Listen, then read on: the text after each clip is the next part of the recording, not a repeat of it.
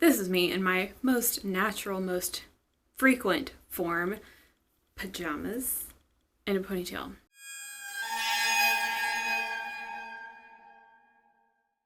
But I'm not here to impress you guys. I'm here to talk about the important things. So, 2 months ago, I did a What I Watched in May and June video. I think it went well. So I'm going to do another one, What I Watched in July and August. And I have been a very busy girl. Okay, I keep track of all this on Letterboxd. You can follow me at Anesthesia with 2 N's. I'm going to try to elaborate a little more than I did in my last video, which was only 6 minutes long. I'm trying to make this one a little longer because, I like longer videos. So hopefully you guys do too.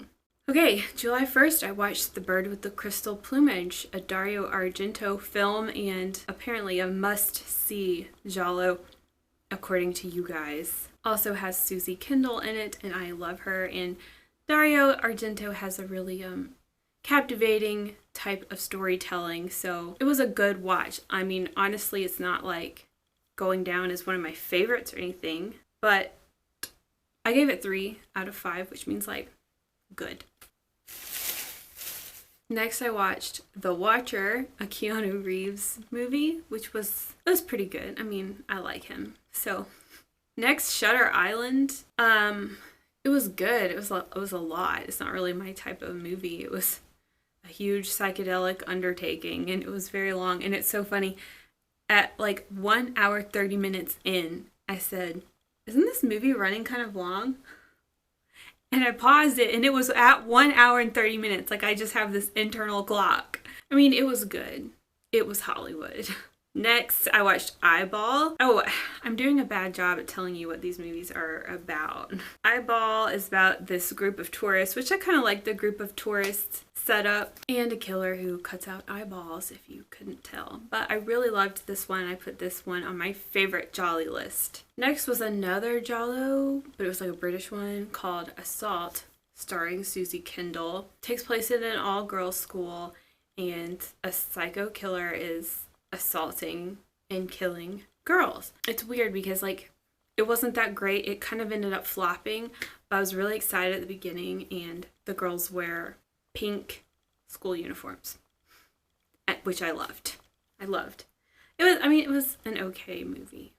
I keep looking. I'm not going to forget about it, It stayed up here somehow. Next, I watched the remake of The Watcher in the Woods. Have you ever seen the Disney original Watcher in the Woods? That is a good-ass movie. It's one of my favorite movies since childhood. So I was like, I need to watch this remake. It was 2017, I think. It's a Lifetime movie. Also stars Angelica Houston taking the place of Betty Davis. It was awful. It was awful. It was really not good. How many stars did I give it? 1. I think that's before I knew you could give a half a star. Look, Angelica did a good job. She acted good. But that movie was rubbish. Oh, next I watched When a Stranger Calls from 1979. I hadn't seen that one. I hadn't seen the original. It was so awesome. It was very unique. It wasn't a typical, I thought it was just going to be a typical horror movie, but it was definitely something different. And it really kind of followed the stranger in his story. And it was really cool. Zach and I both really loved that one. Next, I watched The Murder Secret, aka Don't Be Afraid of Aunt Martha from 1988. Okay, I'm going to give a minor spoiler, so skip ahead if you don't want to hear it. There's a certain type of movie that I hate. I hate April Fool's Day. And if you know why perhaps I hate April Fool's Day, it's also the reason why I hate Don't Be Afraid of Aunt Martha. Okay, it was good. It was pretty good for a while. I'm going to hopefully do a review on that movie just because I took notes while I watched it. Next, I watched Lucio Fulci's Enigma. One of my top favorite movies I have ever seen. July was a good, important month for me. This movie, it's an all-girls school, supernatural thing, kind of really bad acting, but to the point where it was super charming. The dialogue was clumsy, but it just made it really entertaining and just beautiful, beautiful. Loved that movie. Okay, next I watched The Double because this girl's in it. And it was like, it was okay. It was like a leisurely Giallo, you know. Nothing's really happening, but everything's pretty. Next, I watched Interrobang from 1969. I've mentioned this in the Every Jolly I've Ever Watched video that I just made, but Interrobang, I didn't really like the characters and I didn't really like the things they said to each other the whole time. And the way the pacing just kind of felt like a play. But let me tell you, the setting is beautiful, the people are beautiful, the swimsuits are beautiful, and the soundtrack is the best part. That soundtrack, I listen to it all the time. It's amazing. Next, I watched Queens of Evil, because a girl from Interrobang was in Queens of Evil. I too found it a little slow, but it's one of those movies where you look back on it and you're like, that was pretty good. It's about this like hippie motorcycle guy that gets stranded at this house, and he ends up staying for a while with these like 3 beautiful witches, and things unfold. Next, I watched Daisies. Now, the reason I watched Daisies, this is a Czech new wave film, and the reason I watched it is because I love Valerie and Her Week of Wonders, also in the same genre, and I thought, how can I say anything about this genre if I've only seen one film from it? So I looked up Daisies and watched it, and oh my god, it's amazing. It's life-changing. I appreciate every bit of that movie. I love like experimental and weird stuff. So Daisies was just like right up my alley. In a lot of ways, it reminded me of one of my other favorite movies, Gummo. Very good. Would love to own that one day. Next, it was Zach's turn to pick a movie. So I watched Minority Report, which was entertaining. Then I watched Relic. It's like an Australian film, I think, from 2020. Immediately reminded me of Hereditary. And apparently I'm not the first person to make that connection. But I thought Relic was like so much better than Hereditary. It was really good. It's a good flick. I would recommend. Next, okay, I just took a step way off to the side and watched a documentary. The documentary is Jasper Mall. And it's about a mall here in my state. Like a dead mall, basically. And following the lives of some of the people who work at or shop at the dead mall, and I thought it was really good. Next, I watched Zader from 1983, directed by the same guy who did The House with Laughing Windows, and I thought it was okay. I didn't really like it, but it was okay. Okay, next I watched this movie called Bright Hill Road. I just like picked it randomly, and I thought it was very unique because it's kind of like the person is being haunted by her own problems. Like she's being haunted by her own personal demons. I thought that was a really interesting way to kind of look at the psyche. There's like a weird sex scene that almost ruined it. But I think the movie is still worth it. Oh, next I watched We Are Still Here with Barbara Crampton. And as I probably said in my review, I was so offended by Barbara Crampton's haircut that I almost wanted to turn the movie off. But I didn't.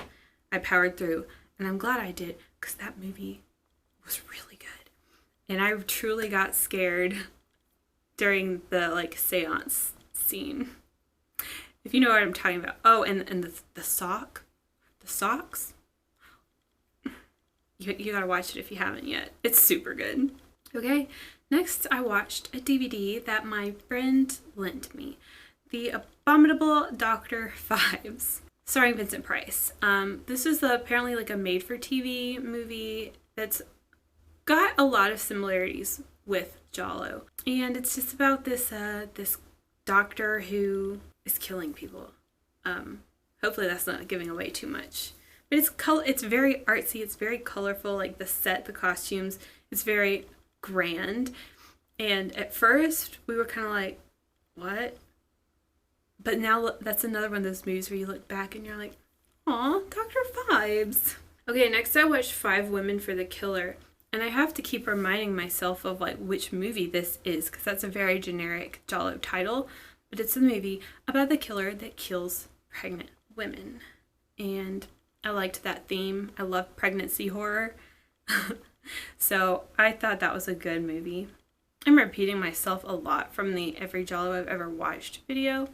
Next, I watched Hotel Fear, which is supposedly a Giallo, and it's about this girl who she and her mom run this hotel, and the dad is off at war because this is set in World War II. It's like the first period Giallo I've ever watched. And spoiler, skip to the next if you don't hear it. So the mom dies, she falls down the stairs, and so then it just leaves this young girl to run the hotel, and then everyone in the hotel tries to rape her. And that's the movie.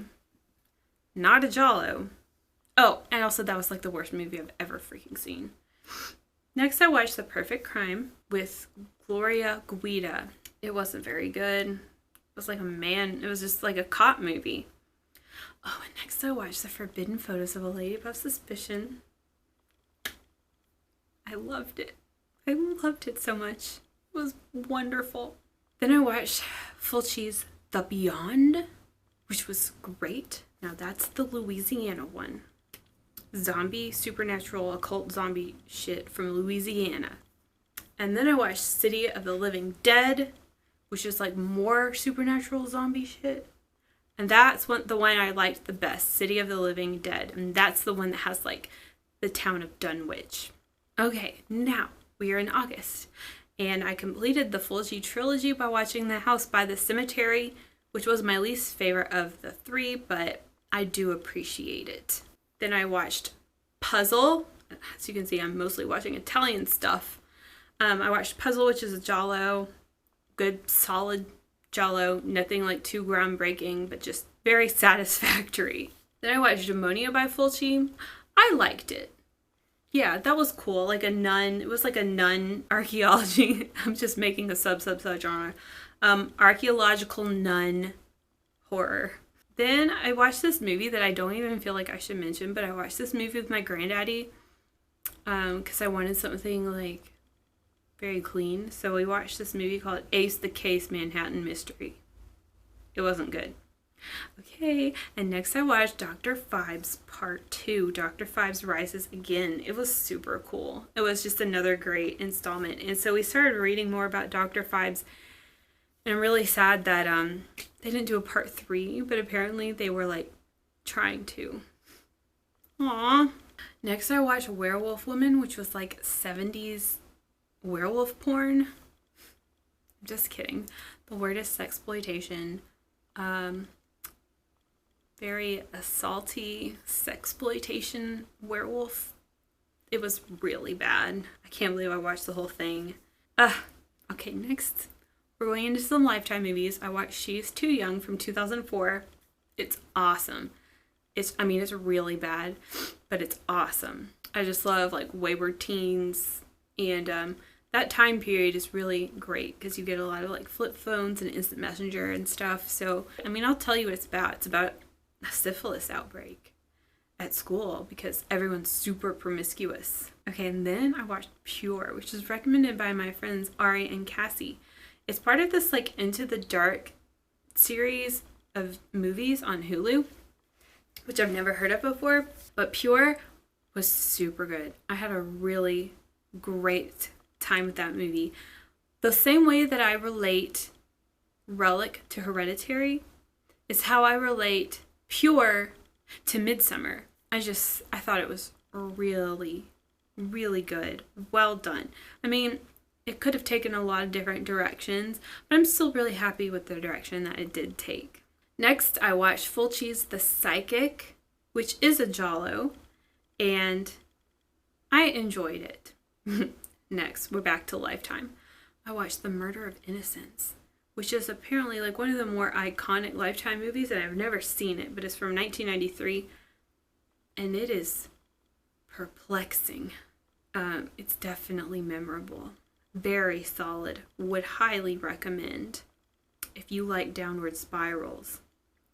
Next, continuing my little Lifetime tangent, I watched Mom at 16 from 2005, and I'm pretty sure I saw it when it came out back in the day, but I thought that was really good.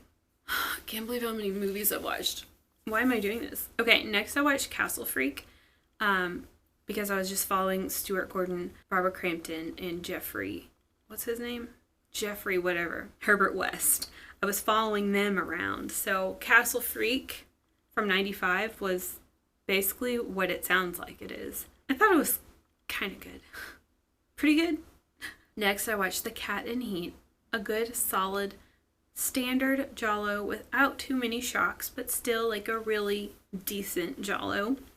Apparently like a lesser known one, so I found it on YouTube. Next, Hellbound, Hellraiser 2. Man, that movie was messed up. I really liked it. Messed up. Oh, next I watched Intruder from 1989. I loved this. It's just what I wanted for a Friday night. Like I just wanted a nice, easy, cheesy, but solid 80s slasher. And this was just perfect. I loved it. I didn't even know Bruce Campbell was in it till I read about it afterwards. But it takes place in a grocery store, which I've always thought was a great place for a horror movie. So it's just these group of people that are closing down their grocery store for the night, and there's a killer in there. Fantastic. I would highly recommend. Okay, next I watched 2009's Sorority Row. When it started, I was like, oh hell no. This is not good. But by the end, I was like, I think this is good. Okay, it has some weaknesses, but I think it has a lot of strengths that allow you to forgo the weaknesses. Really, really cool movie. You just have to stick it out. Next, I watched The Devil's Diary. Devil's Diary from 2007. It's a Lifetime movie. I watched it because some people from Degrassi are on it. This is a weird movie, okay? Someone said it's like Mean Girls plus Death Note. It has this very sort of negative tone from the beginning, so there's never any enjoyment, any fun. Like, it just starts out in a really dark place. So it's a very dark movie the whole way through. Acting is very strong, but it kind of flops a little bit. I don't know. I'm not sure how I feel about that movie. Next, we're still in Lifetime land. I watched No One Would Tell, and yeah, that was really good. That was a good one. It's not like the typical kind of Lifetime movie. I usually like the ones where like rebellious teens or like stalkers or someone accidentally kills someone. I like those, but this is more about like an abusive relationship, but it was still really good and not too triggering. Oh, next I watched Lisa and the Devil. One of you guys said it was like your favorite. It's a Bava film, and I didn't get it. I'm sorry. Finally, I watched Noroi, The Curse. It's a Japanese found footage film from 2005. Eventually, I'm going to explore more Asian cinema. I'm going to make my way over there. Anyway, this was really good. At first, I was like, I don't know yet. It was really good. It had a lot of very scary moments and very shocking moments, and I think it was masterfully done. I had a great time with Noroi. It is 2 hours long, though. Okay, and that is how my July and my August went. Wow, I was busy. I don't know how many movies that was, but that's where I've been. That's what I've been up to. Now, I understand this video I just made. I was all over the place. Like, I think I need a standard, say the name of the movie, the year it came out, say why I watched it, say what it's about, and then say what I thought. How about that? We could do something like that. So forgive me for this one. It's rather scattered. I just kind of said whatever I felt like. Let me know if you like this. Let me know what you've been watching. Okay, well, I'll see you in the next video. Ciao.